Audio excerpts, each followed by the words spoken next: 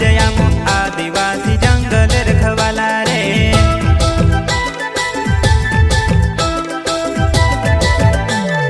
चल जंगल जमीन काज पूजे रे आदिवासी दुनिया ने रखवाला रे। बाप देव खतरी काज पूजे रे आदिवासी सबसे निराला रे।